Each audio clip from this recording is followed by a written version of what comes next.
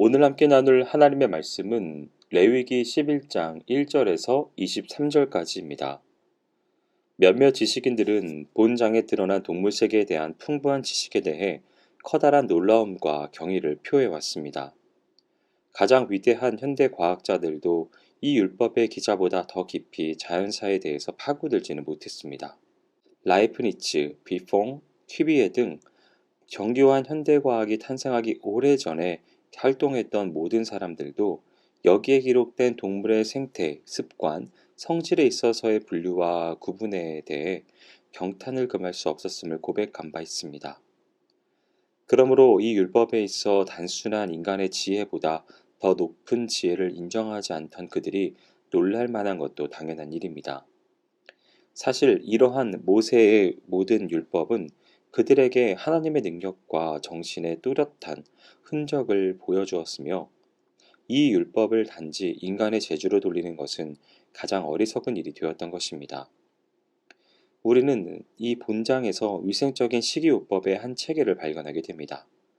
여기서 정결하다고 언급된 모든 동물들은 인간의 음식이 될 만한 짐승 중 가장 가치 있고 양분이 많으며 위생적인 것들입니다. 그렇다고 해서 금지된 짐승들 가운데 그 어느 것도 음식으로 좋지 않다는 얘기는 아닙니다. 다만 여기서 정하다고 한 모든 짐승들이 가장 좋은 것이라는 점은 확실하다는 것입니다.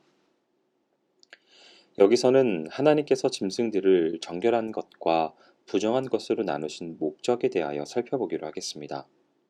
첫째는 이스라엘을 다른 백성들과 아주 뚜렷이 구별하기 위함입니다. 이스라엘 백성들은 모든 종족 가운데 가장 영리하고 진실된 민족이어야 했습니다. 그들은 참된 하나님에 대한 지식을 영원한 것으로 만들고 특별한 훈련을 통해서 그리스도와 기독교 신앙을 위한 길을 준비하도록 선택받았습니다. 이 임무를 수행하기 위해 그들은 우상 숭배의 교묘한 침투에 철저히 방비할 필요가 있었습니다.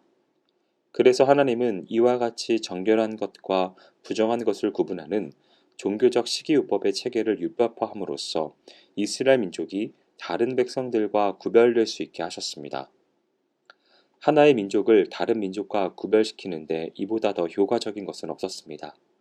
이러한 구별은 실제적으로 그들로 하여금 일상적인 생활의 많은 경험들 중에서 이방인들과의 차이를 늘 염두에 두게 만들었기 때문입니다. 따라서 이스라엘의 종교적 식이요법은 구별의 규정으로서 인간이 가질 수 있었던 교리, 제사의식, 도덕적 차이 등 어떠한 차이들보다도 훨씬 강력한 것입니다. 둘째는 거룩함을 일깨우기 위한 것입니다. 이와 같은 종교적 식이요법의 한층 더 직접적인 의도는 도덕적인 면에서 구별을 지각하도록 단련시키는 것으로서 이스라엘 백성들의 마음에 거룩함의 관념을 새겨넣기 위한 것입니다. 이것은 모든 의식적 율법의 주도적인 목표 중의 하나였습니다. 바닷속의 섬은 산호초 없이는 존재하지 못하는 것과 마찬가지로 당시 여호와 신앙에도 이러한 의식적 규정이 필요했습니다. 이러한 의식적 규제는 처음부터 우리 인간의 마음에 기독교 신앙이 형성되는 기초를 세워주기 때문입니다. 지질학자들은 이 물리세계가 땅속 깊숙이 있는 화강암의 기반으로부터 옥토, 즉 우리가 살아있는 동안에는 우리에게 먹을 것을 제공하고 우리가 죽었을 때는 무덤을 제공하는 비옥한 옥토에 이르기까지 다양한 지층으로 구성되었다고 말합니다. 이 원리는 도덕적, 종교적 세계에 있어서도 마찬가지입니다. 많은 지질 시대가 있어 왔듯이 다양한 종교적인 율법이 있으며 그 각각의 것은 그 다음 것의 기반이 되어 왔습니다.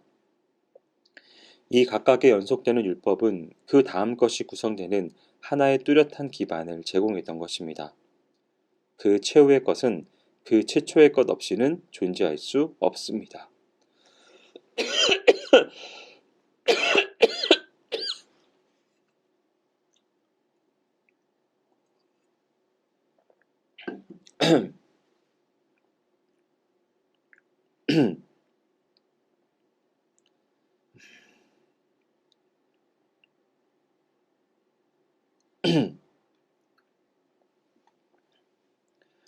따라서 각각의 것은 웅대한 전체의 한 부분이라고 할 수 있습니다.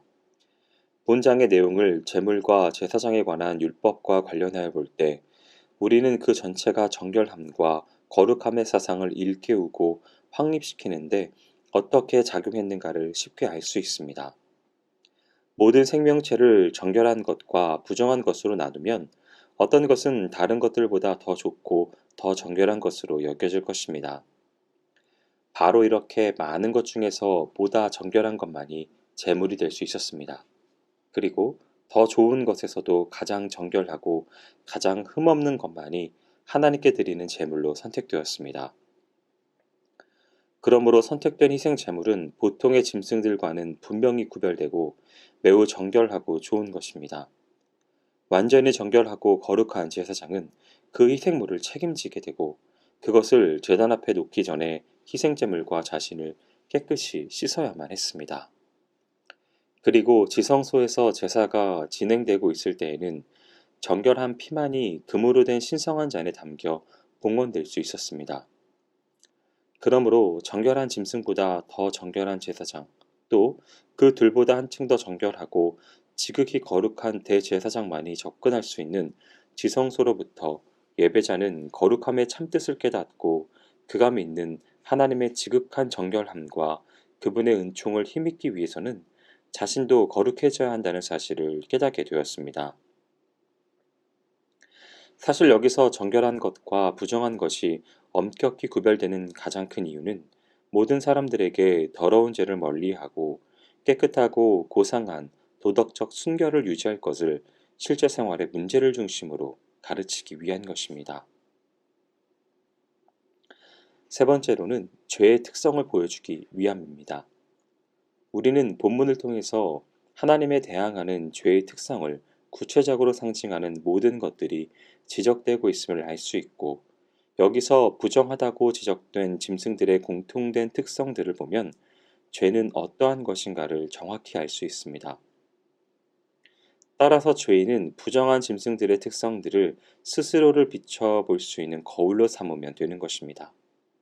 우선 죄인은 부정하고 더럽고 불유쾌하고 남에게 해를 끼치는 사람이라고 할 수 있습니다. 부정한 짐승들 중 많은 것이 그러하듯이 죄인에게도 어떤 좋은 성질이 있을지도 모릅니다. 그러나 죄인은 전체적으로 볼 때 부정하다 할 수 있습니다. 그에게는 불결이 따라다니는 것입니다. 그렇기 때문에 그는 거룩한 하나님 앞에 참여할 수 없는 것입니다. 다음으로 죄인은 야만적이라고 할 수 있습니다. 죄인은 야비하고 남에게 해를 끼치는 특성을 갖고 있습니다. 그러면 죄의 지배를 받는 인간에게 있어서 죄의 결과는 무엇입니까? 죄는 인간의 지성을 타락시켜 단순한 충동의 노예로 만들고 지혜의 샘을 막아버리며 양심을 마비시킴으로써 인간을 단지 이기적인 만족만으로 살면서 저차원적인 육적 충동의 명예에만 따르는 욕망의 노예로 만들어버립니다. 짐승이란 원래 낮은 곳으로 향하게 되어 있는 존재입니다. 이른바 짐승은 손을 땅에 대고 걷고 그렇기 때문에 짐승의 얼굴은 하늘이 아니라 땅을 향해 있기 마련입니다. 다시 말해서 짐승의 눈이 하늘로부터 떠나 땅을 향해 있음을 볼 때 그 주된 관심은 현세적인 것을 향해 있는 것입니다. 이와 같이 죄인은 죄의 노예가 되어 있는 존재입니다. 또한 짐승이란 멸망을 극복해낼 수 없는 운명을 타고난 존재입니다. 사랑하는 성도 여러분, 부정한 짐승들이 저급한 만큼 그 종류도 많습니다. 공중도 부정한 것들로 가득 찼고 땅에도 부정한 것들이 살며 바다에도 부정한 것들이 득실되고 있습니다. 이처럼 부정한 것들은 온 산과 온 들을 뒤덮고 있습니다. 바위에 갈라진 틈도 부정한 것들로 뒤덮여 있고 모든 시내와 연못에도 부정한 것들이 살고 있습니다. 부정한 것들은 거리를 휩쓸고 있고 온 들을 돌아다니고 있습니다. 부정한 것들은 가장 아름다운 꽃에도 붙어 있고 가장 철저히 봉해진 곳으로도 스며듭니다. 그것들은 우리의 집 안에도 있고 우리의 식탁 위로도 올라오며 우리의 침대로도 기어들어옵니다. 부정한 것들은 어떤 기후에서도 존재하고 어떠한 계절에서도 발견될 수 있습니다. 부정한 것들은 만대를 통해 계속 존재합니다. 이렇게 부정한 것들이 무수하듯이 죄 또한 무수합니다. 이 모든 것들이 하나님께서 정하신 죄의 본래의 유형들인 것입니다. 그리고 본장의 여러 가지 세세한 지적들을 단순히 죄의 나열로만 본다 하더라도 그것은 매우 주목할 만한 것입니다. 이 얼마나 세세하고 치밀하게 인상적으로 나열한 것입니까? 본문의 내용을 보면 살아있는 모든 것들은 죄와 부정을 상기시키고 경고하고 있음을 알 수 있습니다. 그렇다고 이 세상에 좋은 것은 아무것도 없다는 얘기는 아닙니다. 부정한 것뿐 아니라 정한 것도 있습니다. 이 지상에는 늘 경건한 것이 있어 왔고 저급한 중에서도 고결한 것이 있어 왔습니다. 그러나 전체적으로 볼 때 정한 것보다는 부정한 것이 더욱 많았습니다. 그러므로 우리 성도들은 이 죄악 세상에서 예수 그리스도로 옷 입고 빛과 소금의 모습으로 드러나야 하겠습니다. 바라기는 오늘 말씀을 대하는 모든 성도분들은 이 빛 가운데 거하는 정한 백성들로 하나님의 귀한 축복을 받아 누리시기를 축원드립니다. 기도하겠습니다. 사랑과 은혜가 많으신 하나님 아버지, 우리에게 정한 동물과 부정한 동물의 경계를 알게 하신 하나님의 은혜를 감사드립니다. 우리의 삶 가운데 있어서 죄의 뿌리를 끊어버리게 해주시고 온전히 정한 백성으로 살아갈 수 있도록 우리를 인도하여 주옵소서. 행하실 주님을 기대하오며 모든 말씀 예수님의 이름으로 기도합니다. 아멘.